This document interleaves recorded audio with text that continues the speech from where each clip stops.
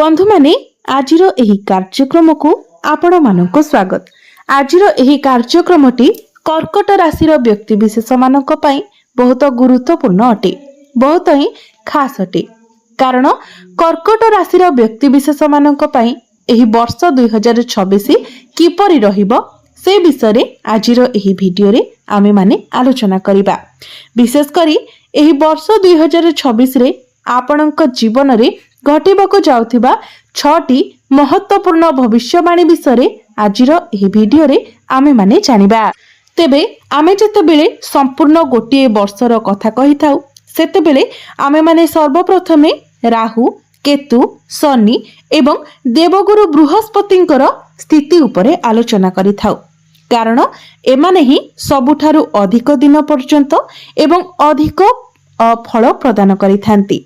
कारण अन्य ग्रह माने किछि दिन रे किबा किछि मास रे ही निजर राशि परिवर्तन करि नै थांती, किंतु शनि गोटे राशि रे 2.5 वर्ष पर्यंत रही थांती। राहु एवं केतु गोटे राशि रे 1.5 वर्ष पर्यंत रही थांती। देवगुरु बृहस्पति गोटे राशि रे 1 वर्ष पर्यंत रही थांती। तेणु एही 4टी ग्रह सबुठारु अधिक प्रभावशाली होई थांती। तो आजिर एही वीडियो रे आमे माने जानिबा जे वर्ष 2026 रे एमाने आपणक कुंडली रो केउ भाबरे रहिबे एवं केउ सब भाव ऊपर को एमानकर दृष्टि रहिबो, जहा फल रे आपणक जीवन रे केउ 6 गोटी बड़ घटना घटिबो। तो ए विषय रे विस्तार भाबरे जानिबा पई आपण माने वीडियोटी को स्किप न करी शेष पर्यंत निश्चय देखंतु एवं वीडियोटी को लाइक करी चैनल टी को सब्सक्राइब करि दियंतु। कमेंट बॉक्स रे भक्ति एवं श्रद्धार सहित जय मां लक्ष्मी, जय श्री विष्णु निश्चय लिखंतु। तो बंधु माने आसंतु आरंभ करिबा आजिर एही कार्यक्रम को, जहा आपणकर जन्म राशि चंद्र राशि उपरे आधारित अटे। आपणक पई सबुठारु बड़ खुशीर कथा हेउची जे एही वर्ष 2026 रे आपणकर कोनोसी शनि दशा रहु नाही, शनि 2.5 किंबा शनि 7.5 रहु नाही। एबे आसंतु जानिबा 2026 मसिया रे आपणक जीवन रे घटिबाकु जाउथिबा सर्वप्रथम महत्वपूर्ण भविष्यवाणी कोन अटे।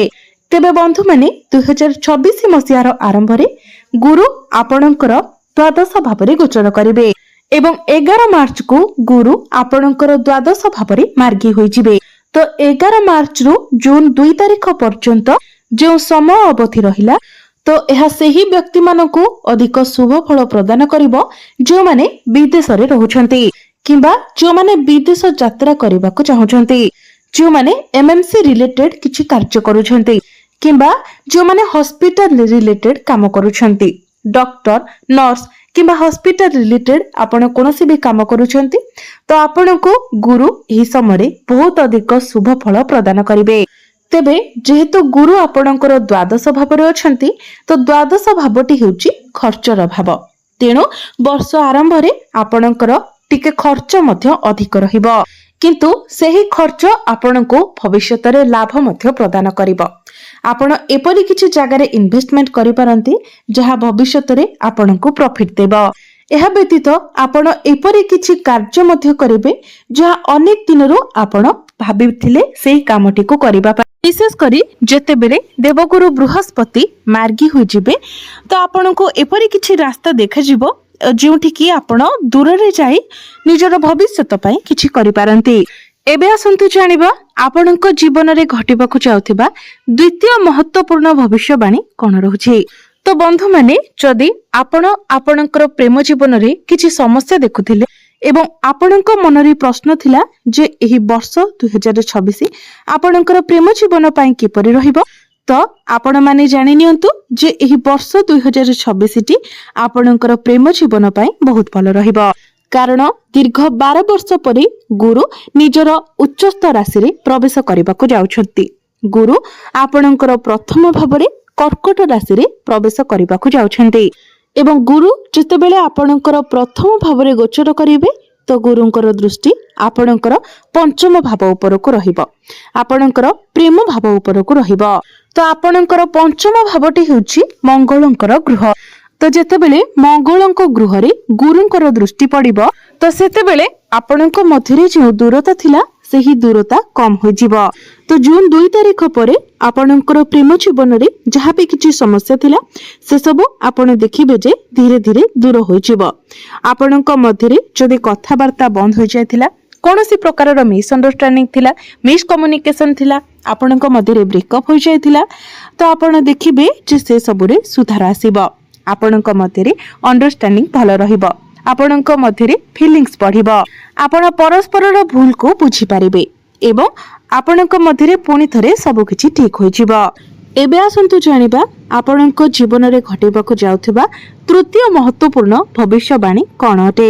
ତେବେ ବନ୍ଧୁମାନେ, ଗୁରୁ ଯେତେବେଳେ ଆପଣଙ୍କର ପ୍ରଥମ ଭାବରେ ଗୋଚର କରିବେ ତ ଗୁରୁଙ୍କର ଦୃଷ୍ଟି ଆପଣଙ୍କର ନବମ ଭାବ ଅର୍ଥାତ୍ ଭାଗ୍ୟ ଭାବ ଉପରେ ରହିବ। ତ ଜୁନ 2 ତାରିଖରୁ 31 ଅକ୍ଟୋବର ପର୍ଯ୍ୟନ୍ତ ଗୁରୁଙ୍କର ଦୃଷ୍ଟି ଆପଣଙ୍କର ନବମ ଭାବ ଉପରେ ରହିବ। ଏହି ସମୟରେ ଆପଣଙ୍କର ପିତାଙ୍କ ସହିତ ଆପଣଙ୍କର କନେକ୍ସନ ବହୁତ ଭଲ ରହିବ। ଏହି ସମୟରେ ଆପଣଙ୍କର ଭାଗ୍ୟ ବହୁତ ଷ୍ଟ୍ରଙ୍ଗ ରହିବ। ପ୍ରତ୍ୟେକ କ୍ଷେତ୍ରରେ ଆପଣଙ୍କୁ ଆପଣଙ୍କ ଭାଗ୍ୟର ସାଥ ମିଳିବ।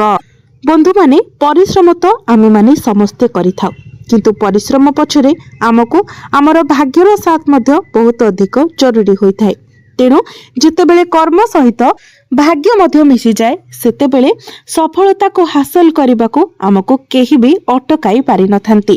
ତେଣୁ ଯେହେତୁ ଏହି ସମୟରେ ଆପଣଙ୍କର ଭାଗ୍ୟ ବହୁତ ଷ୍ଟ୍ରଙ୍ଗ ରହୁଛି, ତେଣୁ ଏହି ସମୟରେ ଆପଣ ଯେଉଁ ବି କାର୍ଯ୍ୟରେ ହାତ ଦେବେ ସେଥିରେ ଆପଣଙ୍କୁ ସଫଳତା ମିଳିବ। ଅଳ୍ପ ପରିଶ୍ରମରେ ଆପଣ ଅଧିକ ସଫଳତା ହାସଲ କରିପାରିବେ। ଯେଉଁ କାର୍ଯ୍ୟଗୁଡ଼ିକ ଆପଣଙ୍କର ଅଟକି ରହିଥିଲା ସେହି କାର୍ଯ୍ୟ ଆପଣଙ୍କର ଆଗକୁ ବଢିବ ଏବଂ ସେହି କାର୍ଯ୍ୟରେ ଆପଣଙ୍କୁ ସଫଳତା ମଧ୍ୟ ମିଳିବ। ଆପଣଙ୍କ ପାଇଁ ଚତୁର୍ଥ ମହତ୍ୱପୂର୍ଣ୍ଣ ଘଟଣା ହେଉଛି ଶନି ଆପଣଙ୍କର ନବମ ଭାବରେ ଗୋଚର କରୁଛନ୍ତି, ଭାଗ୍ୟ ଭାବରେ ଗୋଚର କରୁଛନ୍ତି। ଶନିଙ୍କର ଦୃଷ୍ଟି ଆପଣଙ୍କର ତୃତୀୟ ଭାବ ସହିତ ଷଷ୍ଠ ଭାବ ଉପରେ ମଧ୍ୟ ରହୁଛି। ତ ଏଠାରେ ଆପଣଙ୍କୁ କିଛି ନେଗେଟିଭ ଜିନିଷର ସାମ୍ନା କରିବାକୁ ପଡିପାରେ, ଯେମିତିକି ଏହି ସମୟରେ ଆପଣଙ୍କର ଷ୍ଟମକ ରିଲେଟେଡ କିଛି ପ୍ରୋବ୍ଲେମ ଦେଖାଦେଇପାରେ। ପେଟରେ କିଛି ଯନ୍ତ୍ରଣା ଆପଣ ଅନୁଭବ କରିପାରନ୍ତି, କାନ୍ଧରେ କିଛି ପୀଡା ଅନୁଭବ କରିପାରନ୍ତି। ବିଶେଷ କରି ଡାହାଣ ପଟ କାନ୍ଧରେ ଆପଣଙ୍କୁ ଟିକେ ଅଧିକ ଯନ୍ତ୍ରଣା ହୋଇପାରେ। ଆଲର୍ଜି, ଇନଫେକ୍ସନ ଏସବୁ ପ୍ରତି ଆପଣଙ୍କୁ ଟିକେ ସତର୍କ ରହିବାର ଅଛି। ଏହି ସମୟରେ ଆପଣଙ୍କର ଗୁପ୍ତ ଶତ୍ରୁ ମଧ୍ୟ ବୃଦ୍ଧି ହୋଇପାରନ୍ତି। ତ ଏହି ସମୟରେ ଆପଣ ପଲିଟିକ୍ସ ଠାରୁ ଦୂରେଇ ରୁହନ୍ତୁ। ଏହି ସମୟରେ ଆପଣ ଯାହା ବି କହୁଛନ୍ତି ଟିକେ ଭାବି ଚିନ୍ତି କୁହନ୍ତୁ, କାରଣ ଏହି ସମୟରେ ଆପଣ ଯାହା କହିବେ ଆପଣଙ୍କର ସାମ୍ନା ବାଲାଙ୍କୁ ତାହା ଖରାପ ଲାଗିପାରେ। ବିଶେଷ କରି 26 ଜୁଲାଇ ପରେ ଏସବୁ ସମସ୍ୟା ଟିକେ ଅଧିକ ଦେଖାଦେଇପାରେ।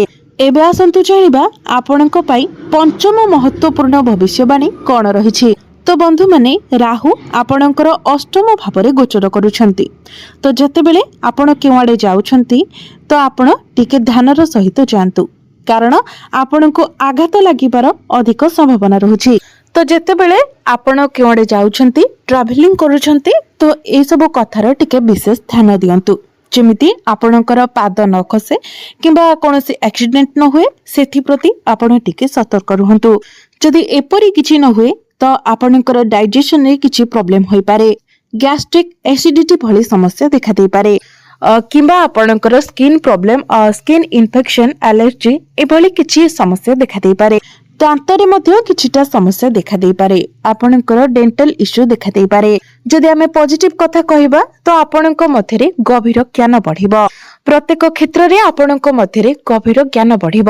ସବୁ କଥାକୁ ଆପଣ ଗଭୀର ଭାବରେ ଜାଣିବା ପାଇଁ ଚେଷ୍ଟା କରିବେ। ଆପଣଙ୍କ ମଧ୍ୟରେ ରିସର୍ଚ୍ଚ ନଲେଜ ବଢିବ। ଆପଣଙ୍କ ମଧ୍ୟରେ ଚତୁରତା ବଢିବ। ଆପଣଙ୍କର କଥାବାର୍ତ୍ତାରେ ମଧ୍ୟ ଚତୁରତା ନଜର ଆସିବ। ଏବେ ଆସନ୍ତୁ ଜାଣିବା ଷଷ୍ଠ ମହତ୍ୱପୂର୍ଣ୍ଣ ଘଟଣା ବିଷୟରେ। ତ ବନ୍ଧୁମାନେ, ଶନି ଆପଣଙ୍କର ନବମ ଭାବରେ ମାର୍ଗୀ ହୋଇଯିବେ ଏବଂ 25 ଜୁଲାଇକୁ ଶନି ଆପଣଙ୍କର ନବମ ଭାବରେ ବକ୍ରି ହୋଇଯିବେ। ତ ବନ୍ଧୁମାନେ, ଏହି ବର୍ଷ 2026ଟି ଆପଣଙ୍କର ସନ୍ତାନ ପକ୍ଷ, ଆପଣଙ୍କର ଫ୍ୟାମିଲି ପ୍ଲାନିଂକୁ ନେଇକି ବହୁତ ଭଲ ରହୁଛି। ଯେଉଁମାନେ ବିଦ୍ୟାର୍ଥୀ ଅଛନ୍ତି ସେମାନଙ୍କ ପାଇଁ ମଧ୍ୟ ଏହି ବର୍ଷ 2026ଟି ବହୁତ ଭଲ ରହିବ, କାରଣ ପ୍ରଥମେ ତ ଶନି ଆପଣଙ୍କର ନବମ ଭାବରେ ଅଛନ୍ତି ଏବଂ ଗୁରୁଙ୍କର ଦୃଷ୍ଟି ମଧ୍ୟ ଆପଣଙ୍କର ପଞ୍ଚମ ଏବଂ ନବମ ଭାବ ଉପରେ ରହୁଛି। ତ तो एही वर्ष 2024 टी आपणकर एजुकेशन पाई बहुत भल रहउची। जदि आपण हायर एजुकेशन करबा पाई चाहुतिले तो सेथि पाई मध्य समय आपणक पाई बहुत भल रहउची। आपणकर एग्जाम को नै कि कमेंट एग्जाम को नै कि मध्य आपणको शुभ फल मिलिबो। कारण एही वर्ष 2026 टी हेउची सूर्यंकर वर्ष। सूर्य हेउचंती सरकारी रो कारक ग्रह, तो सरकारी क्षेत्र रे आपणको लाभ प्राप्ति हेबो। तो बंधु माने यह थिला आपणको पाई वर्ष 2026 रो 6टी महत्वपूर्ण भविष्यवाणी। एबे आसंतु जानिबा कि जे उपाय विषय रे जे उपाय गुडी को करबा तरा आपणको अधिक मात्रा रे शुभ फल प्राप्ति हेबो। तो सेथि पाई आपण प्रत्येक दिन ओम नमः शिवाय मंत्र रो 108 थर जप करंतु।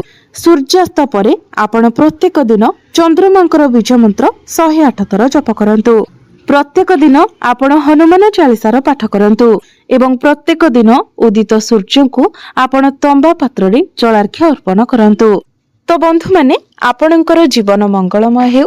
एही वर्ष 2026 टी आपणक पई शुभमय हेउ। एहा ही ईश्वरक निकट रे मोर प्रार्थना।